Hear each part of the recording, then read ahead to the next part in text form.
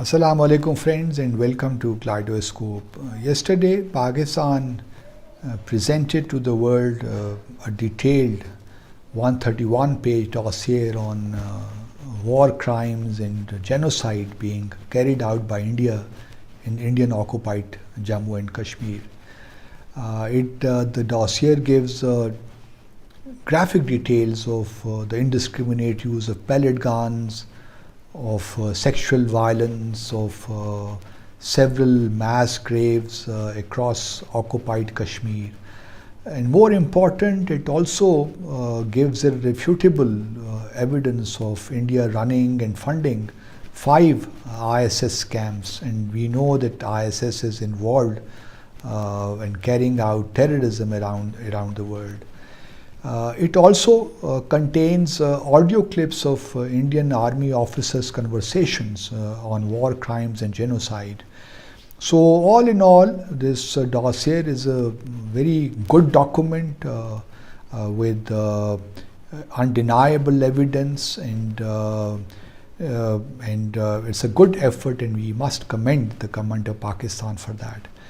However, I would like to make 2-3 points in order to put things in correct perspective. First, this is not the first time that Indian violations of human rights have been documented. Even international organizations like Amnesty International and Human Rights Watch, if you go through their archives, they have documented all these grave violations by India. And then the UN Human Rights Commissioner in 2018 and 2019 also prepared reports on human rights violations by India. But unfortunately, the Commissioner's reports were never endorsed by the 47-member Human Rights Council in Geneva. I think first thing Pakistan needs to do is to present this dossier not only to the UN Secretary General but also to the UN Human Rights Commissioner, impressing upon the Commissioner to prepare another report taking into account the facts contained in the Pakistan dossier, and then that report should be endorsed, adopted by the Human Rights Council. That would be very important, and for that to happen, Pakistan would have to engage in proactive diplomacy, reaching out to all the 47 members of the Council. Pakistan cannot get complacent now that we have prepared this report, we have done our job. That is not enough. It's a good step, but it's not enough. So first thing is that a new report be prepared by the UN Human Rights Commissioner, and that report be endorsed by the Human Rights Council.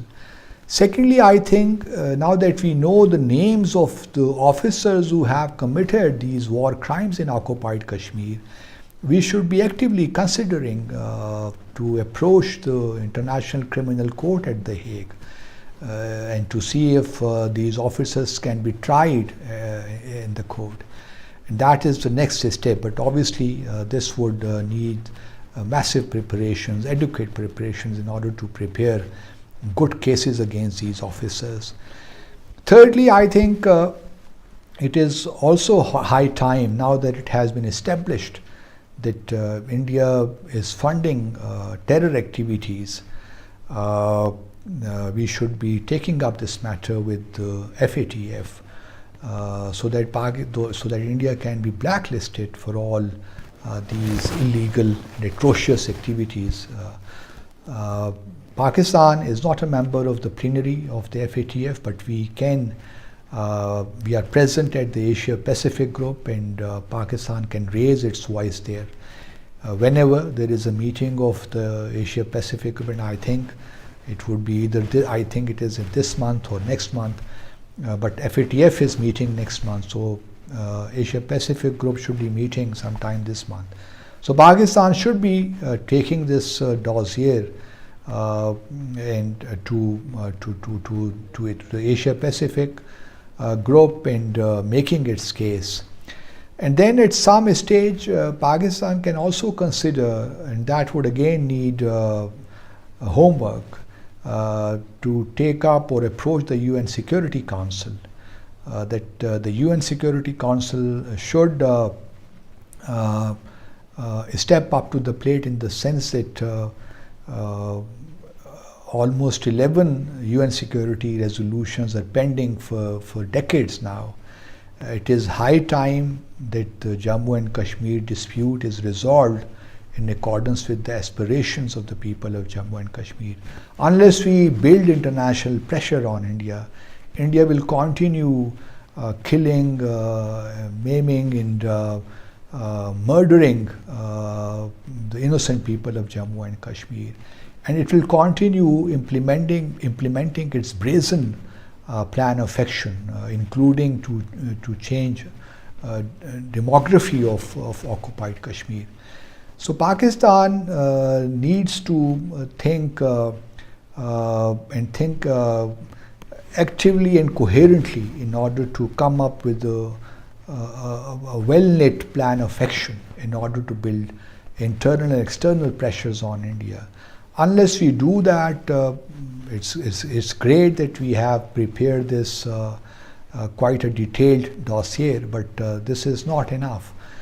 This now should lead to something more concrete, in the sense that it should lead to that international voices are raised, and we should hear from international organizations, human rights organizations, advocacy groups, all raising their concerns against India's violations in occupied Kashmir.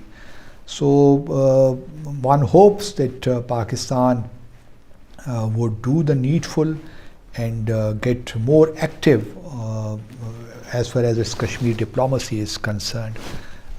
This is a good step Pakistan has taken, compiling all the facts, at least of the last 5 years, and it's very encouraging that Pakistan has done this, especially after the martyrdom of Sayyid Ali Shah Gilani.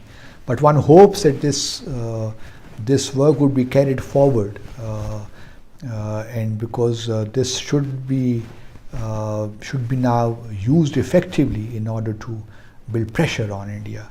So if Pakistan is able to do that, I'm sure that the world will start focusing on the Jammu and Kashmir dispute itself, and then eventually we should expect the UN Security Council as well at some stage to get involved in resolving this problem, this long-standing dispute, because without its settlement, there is simply no possibility of having a durable, viable peace in South Asia.